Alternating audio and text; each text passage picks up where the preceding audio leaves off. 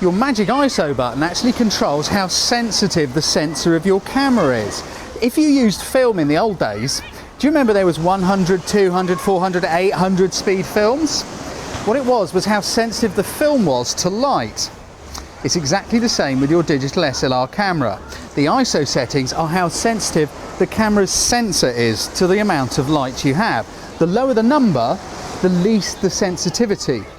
But the better the quality of the image. You get the best colours and the finest granularity with the low numbers.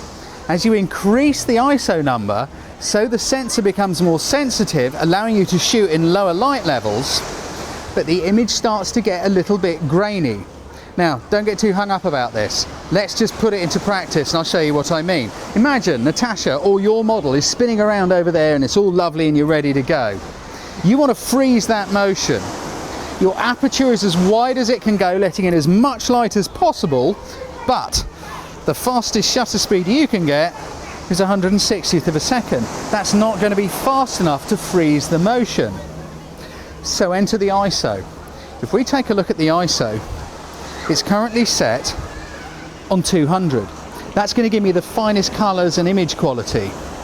But if I increase that ISO, that sensitivity, let's take it up to 400 and see what's happening. Now notice the light meter.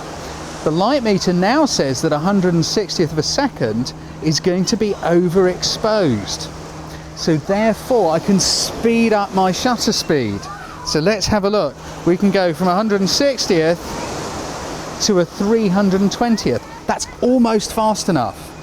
If I increase the ISO a little bit more, let's take it all the way to 800 ISO, I can now get a whopping 640th of a second shutter speed. The light meter's in the middle and you'll be able to capture and freeze that motion. The opposite is also true. If you lower your ISO, the camera is less sensitive to light and needs a slower shutter speed. So therefore, you can really start to get into this motion blur thing. That is exactly the way you'd go about doing the cotton candy waterfall shots that you see so often.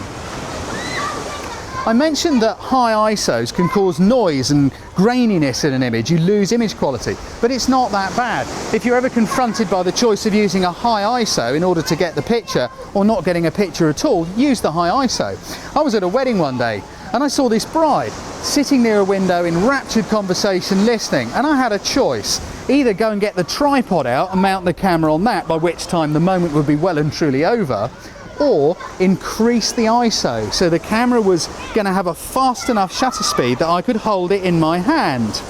I shot this at 2000 ISO, and if you zoom into it, as you can see, there's a little bit of grain there, but actually it's still a cracking picture because the light and the pose and everything else just works. Go out in the garden and play with your ISO. It's the third ball in the juggling of exposure.